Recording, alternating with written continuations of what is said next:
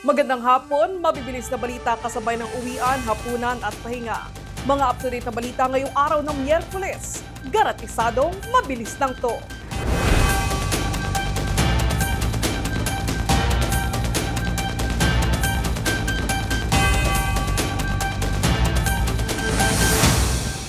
Mga headlines ng mabibilis na balita, heto na!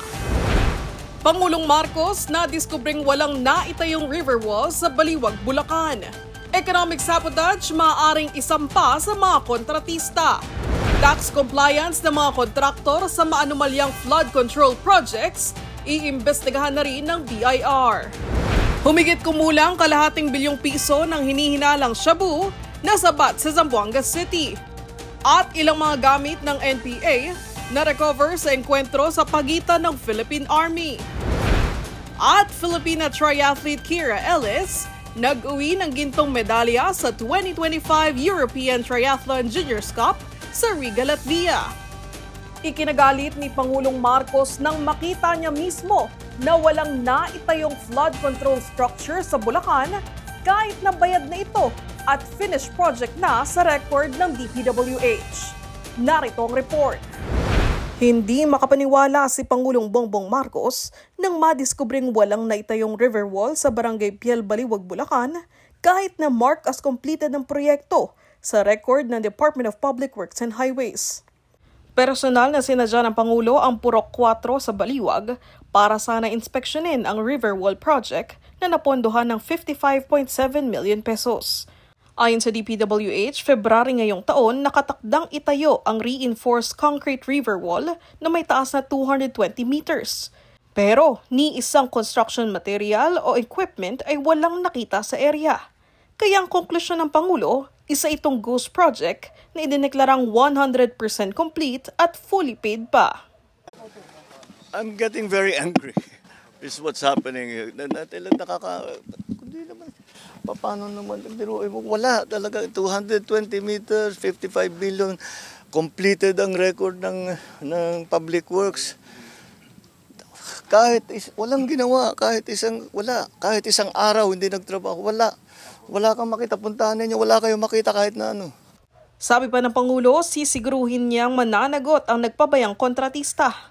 Mapipilitan anyang gobyerno na magsampa ng kasong economic sabotage laban sa kontratista at iba pang sangkot na individual.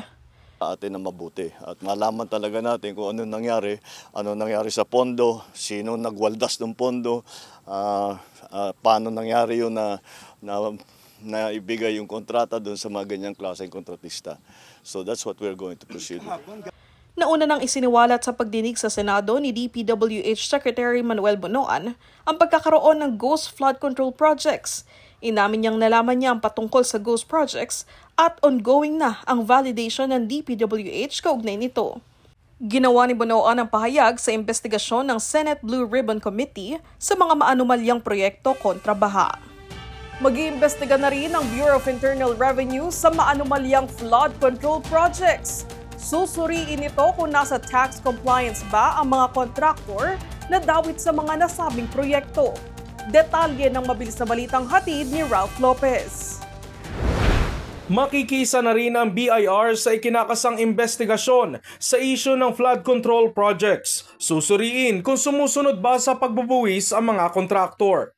Inihayag ni BIR Commissioner Romeo Lumagi Jr. kanina sa harap ng tanggapan ng Department of Justice na nakatutok sila sa investigasyon ng Senado at sa mga may isinisiwalat. Kasunod yan ang pagkadismaya at galit ng Pangulong Marcos sa mga dispalinhadong proyekto na pinalala pa ng mga ghost projects. Ayon pa kay Commissioner Lumagi, ang mga ghost projects ay mga proyekto na bayad pero wala naman talagang nagawang proyekto, kunwarian at hindi totoo. Tututukan din ng BIR ang iba pang aspeto sa taxation ukol sa mga naglalakihang flood control projects na ito. Magre-request din ang kawanihan ng mga kaukulang dokumento sa iba pang ahensya ng pamahalaan upang masuri kung maayos na nakakasunod sa batas pagbubuwis ang mga kontraktor. Tinutukoy na ngayon ng BIR kung ilan at kung sino-sino ang mga kontraktor na saklaw ng kanilang investigasyon. Tinitingnan natin lahat ng inilabas na listahan at ginagawa natin, sinusubaybayan din natin yung mga ginagawang investigasyon ng Senado at ng Kongreso at lahat ng mga sinasabi na at involved at mga potentially problematic ay tinitingnan at iniimbestiga natin. Ralph Lopez, All TV News, Channel 2. Sa balitang probinsya, mga baril at gamit ng National People's Army o NPA ang na-recover ng Philippine Army sa isinagawang operasyon sa Oriental Mindoro. At 67 kilo ng hinihinalang shabu na sabat sa Zamboanga City. Mabilis na balitang hatid ni Enzo Laca. Sa Oriental Mindoro, ilang mga baril at gamit ng NPA ang na-recover matapos ang engkwentro sa pagitan ng Philippine Army sa Barangay Panaytayan, Mansalay, Oriental Mindoro. Sa inilabas na impormasyon ng 203rd Infantry Brigade, na-recover ang isang M16 rifle, 3 bandoliers, 22 magazines, 124 rounds of live ammunition, 3 backpack, isang generator set at isang sako ng bigas. May mga vitamins at gamot ding nakuha sa site. Patuloy naman ang clearing at pursuit operations ng militar sa mga tumakas na rebelde. Sa Zamboanga City, arestado ang 2 mag-asawa mula Tawi-Tawi matapos mahulihan ng 67 kilo ng hinihinalang shabu sa Barangay Bonggiao. Nakuha sa mag-asawa ang 67 piraso ng plastic ng hinihinalang shabu na nagkakahalaga ng humigit kumulang ₱250 milyong. Nahulog pa sa palaya ng SUV ng mga suspect matapos magtangkang tumakas sa ikinasang bypass operation ng kapulisan. Isa ang nasabing operasyon sa pinakamalaking na-recover na illegal na droga sa lungsod. Enzo Lacap, All TV News, Channel 2. Sa sports balita, sumungkit ng gintong medalya ang Filipina triathlete na si Kira Ellis sa ginanap na 2025 European Triathlon Junior Women's Division sa Riga, Latvia. Nagbabalik sa mabilis na balita si Enzo Lacap. Nagpakita na magandang performance si Ellis nang matapos ito ang swim bike run ng mahigit 1 oras na naglagay sa kanya sa top spot. Sa Facebook post ni Kira, masaya siya na siya ang nanalo sa race at makabalik sa karera matapos magpahinga. Dagdag pa ng dalaga, nakita niya na may pag-asa siya maka-podium finish pero hindi niya pinressure ang sarili at in-enjoy lang ang karera. Nagpasalamat din ito sa lahat ng sumuporta sa kanyang karera sa Riga, Latvia. Enzo Lacap, All TV News, Channel 2. At yan ang mga balitang nakalap ng All TV News ngayong hapon. Para sa iba pang balitang mabibilis, bisitahin ang aming website alltv.ph/news. I-like at i-share din ang All TV News PH sa Facebook at YouTube. At makinig sa All Radio 103.5.